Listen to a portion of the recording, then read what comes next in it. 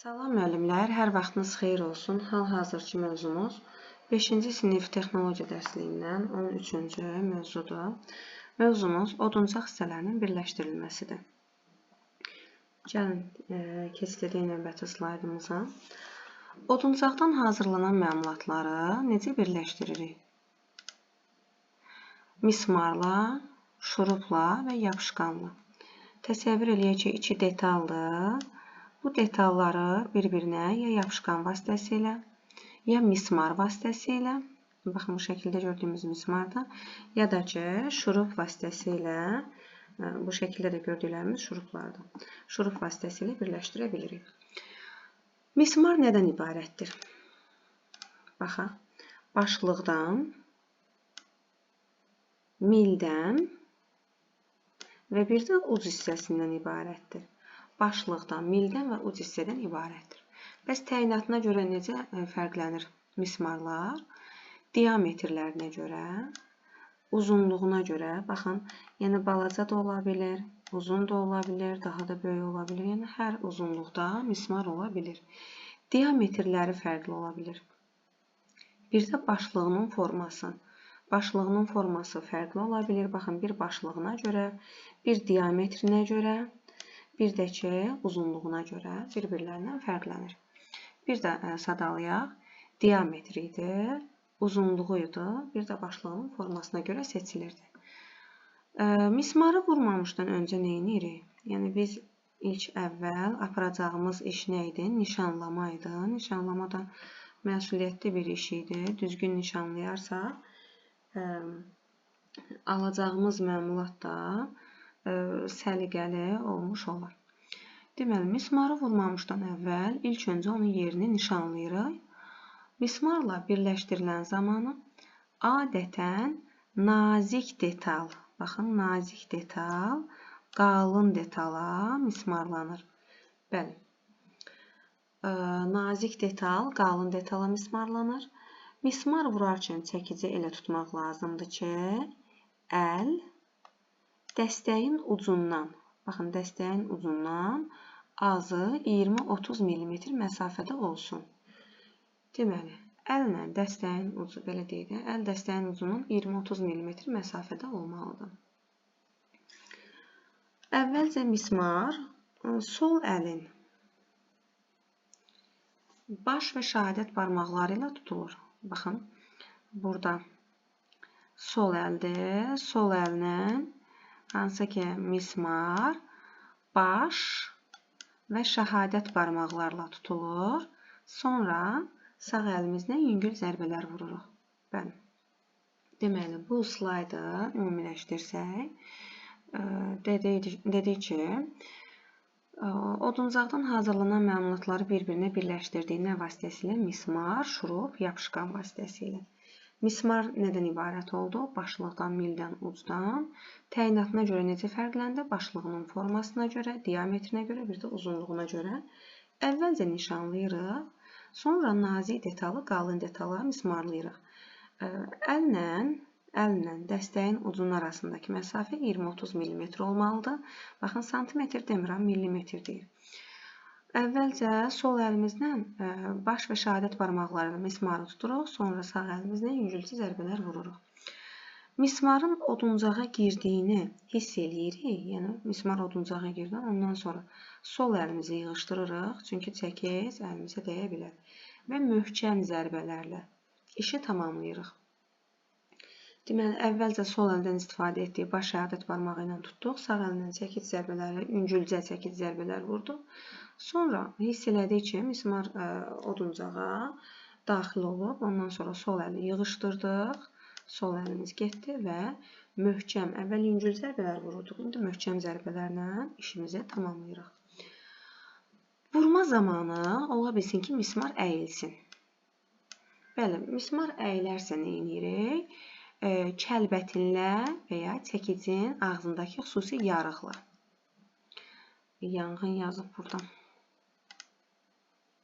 Yarıq.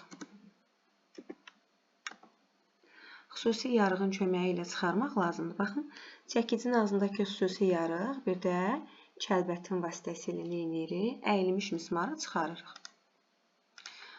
Məmulatın səthini zədələməmək üçün kəlbətinin və çəkicin başlığının altına nə qoyuruq? Baxın, əlavə taxta parçası qoyuruq. Niyə? Bax, səth zədələnməsin deyə. Deməli, məmulatın səthini zədələməmək üçün kəlbətin və çəkicin altına, başlığının altına taxta parçası qoyuruq. Əgər vurulan mismarın ucu digər tərəfdən çıxıbsa, onu metal sağanaq üzərində əyir və yenidən oduncağa vururuq.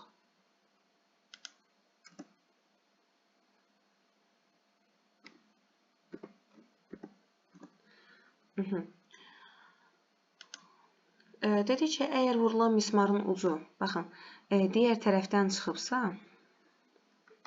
şəkil yoxdur. Bəli, vurmuşuq, mismarın ucu bu tərəfdən çıxıb. Şəkil olmalıydı.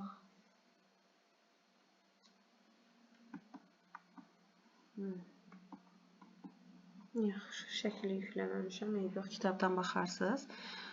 Mismarın ucu digər tərəfdən çıxıbsa, onu metal sağanaq üzərində əyir və yenidən oduncağa vururuq. Təsəvvür edin ki, bu bizim məmulatdır.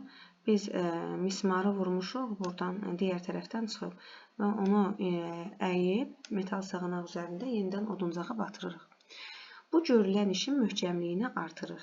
Bəli, hansı ki, metal sağanaq üzərində əyib yenidən oduncağa batırırıqsa, işin möhkəmliyini artırır. Gəlin baxaq hissələrin şuruplarla birləşdirilməsi. Şuruplarla birləşdirmə mismarlarla birləşdirmədən etibarlıdır. Bax, bura diqqət edək. Mismarla birləşdirməyə nisbətən şurup etibarlıdır. Şurup nədən ibarətdir? Şurup başlıqdan ibarətdir. Vint şəkilli mildən. Mismarda demişdik mildən, amma şurupda vintlər olduğundan vint şəkilli mildən və ucluqdan ibarətdir. Başlıq vint şəkilli mil və bir də ucluqdan ibarətdir. Təyinatından asılı olaraq bunlar necə fərqlənirlər? Uzunluğuna görə hər uzunluqda şurup ola bilir. Qalınlığına görə mismarlar necə idi? Diametrinə görə fərqlənirdi. Bir də başlığına görə. Uzunluğu, başlığın forması olduğu kimi qalır mismarda da, şurupda da. Şurupda qalınlıq da qalınlığına görə fərqlənir. Amma mismarda diametrinə görə fərqlənirdi. Ən geniş istifadə olunan şuruplar gizli şuruplardır. Baxın, söhbət bundan gedir. Bu şuruplar ən çox istifadə olunur. Bəs şuruplama əməliyyatı nədir müəllimlər? Şuruplama əməliyyatı burğu ilə, bax bizə burğu lazım olacaq. Ya vintacan ya da burğu. Burğu ilə şurupun başlığı üçün yuvanın açılmasından və vintacanla şurupun burulmasından ibarətdir. Deməli, yuvanı açırıq burğu ilə, şurupu bururuq vintacanla. Bəli, şuruplama əməliyyatı bundan ibarətdir. Burğu ilə yuvanı açırıq, vintacanla şurupu burub bağlayırıq. Gəlin hissələrin yapışqanla birləşdirilməsi hissəsinə baxaq. Oduncaq məmulatın detallarının əksəriyyəti yapışqanla birləşdirilir. Əksəriyyət. Amma birləşdirmə üsullarının ən etibarlısı hansı idi? Təbii ki, şuruplama. Yapışqanlar təbii və sintetik olur. Sintetik PVA yapışqanı. Sintetik. Ağ rəngli olur, qatı maye şəklində olur. Bunu fırça ilə yaxırıq. Ağ rəngdə olur, bir də ki, qatı olur. Qatı maye şəklində bunu fırça ilə yaxırıq. Məktəb emalatxanalarında PVA yapışqanından istifadə olunur. PVA aya baxırıq, ağ rənglidir. Qatı maye şəklindədir, fırça ilə yaxıldı. Məktəb emalatxanalarında kazein və xarrat yapışqanlarından da istifadə olunur. Bəs kazein necədir? Kazein sarımtıl rəngli tozdur, toz.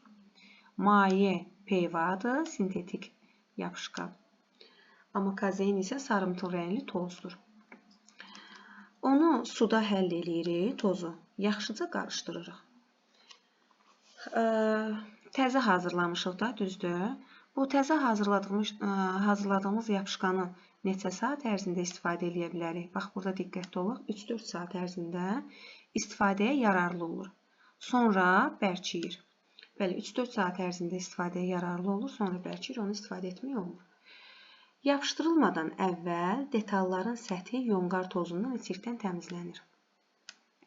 Deməli, kazein yapışqanı sarımtıl rəngli tozdur, onu suda həll etdik və neyinirik? Detalın səthini tozdan təmizləyirik, yonqar tozundan, sirkdən təmizləyirik. Yapışqanı çəkirik. Çəkdikdən sonra oduncağı hopması və bərkiməsi üçün 2 dəqiqə gözləyib, detalları bir-birinə birləşdiririk. Deməli, 2-3 dəqiqə gözləyirik, detalları hopsun, sonra detalları bir-birinə birləşdiririk. Yapışdırılan detalları Verstakın sıxacında, bəli, baxın, bu sıxacdır, Verstakın sıxacında möhkəm sıxır və tam bərkiyənədək saxlayırıq. Gəlin sıxacda hansı ki, yapışqanla birləşməyə baxaq. Bax, bu da yapışdırılan detallardır. Bunların arasındakı da yapışqandır. Artıq yapışqanı çəkmişik. Bəs sıxac özü hansı hissələrdən ibarətdir? Sıxac gövdədən, vintli sıxacın gövdəsindən, sıxıcı vintdən, bir də dəstəkdən. Gövdə, sıxıcı vint, bir də dəstəkdən ibarətdir. Yapışqanı necə yapışqanla detalları birləşdirdik? Deməli, səthini tozdan, sirkdən təmizlədik. Kazein yapışqanı belə deyək də suda həll etdik, yaxşıca qarışdırdıq. Yapışqanı oduncağa çəkdik, 2-3 dəqiqə gözlədik ki, hopsun, bərkisin, sonra detalları bir-birinə yapışdırdıq. Və sonda sıxacda möhkəm sıxırıq və tam bərkiyənə qədər saxlayırıq. Biz öyrəndik hal-hazırda hissələrin yapışqanla birləşdirilməsi. Yapışqanlar neçə cür oldu? Təbii, sintetik yapışqanlar oldu.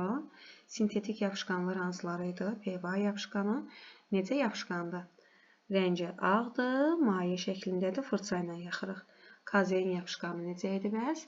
Sarımtıl rəngli tozdur, suda həll edirik, yaxşıca qarışdırıb, 2-3 dəqiqə oduncağa yapışqanı çəkirik, 2-3 dəqiqə gözləyirik və detalları bir-birinə birləşdirib sıxacla tam bərkiyənə qədər saxlayırıq. Təhlükəsizlik qaydaları var. Təhlükəsizlik qaydaları burada yoxdur, amma mən sizin nəzərinizə çatdırım. Təhlükəsizlik qaydaları necədir? Başlığı dəstəyinə möhkəm geydirilmiş çəkiclə işləyin. Bax, təsəvvür eləyək ki, çəkicdir. Belə deyək də, çəkicdir. Bu çəkicin başlığı bəzən olur ki, ya laxlayır, ya tez-tez çıxır. Bəli, biz elə eləməliyik ki, bu başlıq çəkicin dəstəyinə möhkəm geydirilsin. Çəkiclə işləyən yoldaşın arxasında dayanmaq olmaz. Bilmədən çəkic arxadakı insana, arxadakı yoldaşa dəyə bilər. Şurupun novuna uyğun olan vintaçandan istifadə edin. Təsəvvür edin ki, novumuz yekədir, amma biz balaca, nazik, belə deyək də, qalınlığı nazik olan şurupdan istifadə edirik. Nə olacaq? Digər tərəfdən düşəcək. Deməli, qaydalara bir də baxaq. Başlıq möhkəm geydirilməlidir dəstəyə. İşləyən yoldaşın arxasında dayanmırıq. Nova uyğun, belə deyək də, şurupun novuna uyğun vintaçandan istifadə etməliyik. Şurupu düz bucaq altında buraraq bərkitməliyik. Təsəvvür edin, bu bizim məmulatdır. Biz də şurup bağlayırıq. Bir var ki, əyri bağlayaq, bir də var ki, düz bucaq altında neyinirik? Buraraq bərkidirik. Şurupu vurduqdan sonra da əlimizlə tutmuruq. Hansı ki, mismarı da, şurupu da sol əlin baş şəhadət barmaqları ilə tuturduq. Vurduqdan sonra artıq əlimizi tutmuruq, əllə tutmuruq.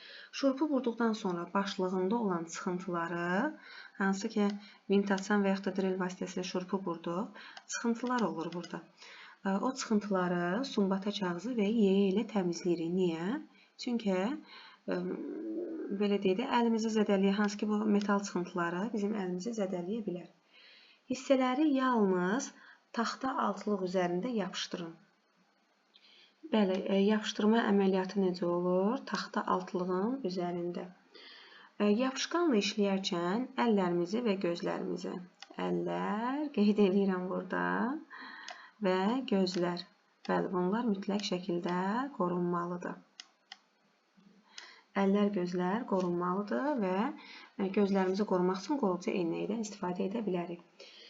Bəli, işdən sonra da nə edirik? Əllərimizi sabunla yuyuruq. Qaydalarımız necə idi? Çəkicin başlığı dəstəyinə möhkəm geydirildi. Yoldaşın arxasında qalmadıq. Şurupun novuna uyğun vintaçanı seçdik. Hansı ki, bax,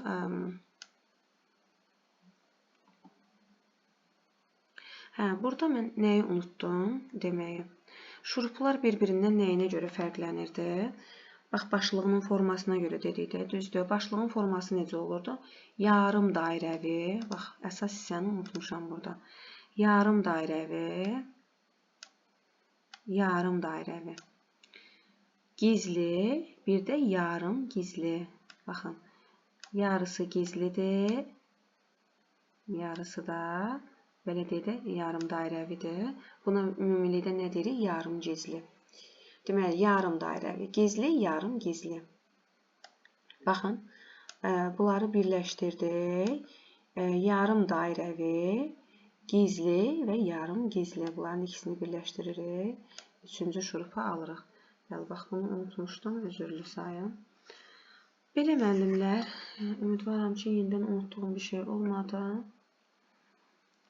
Allah zeyn açıqlıq versin. Sağ olun.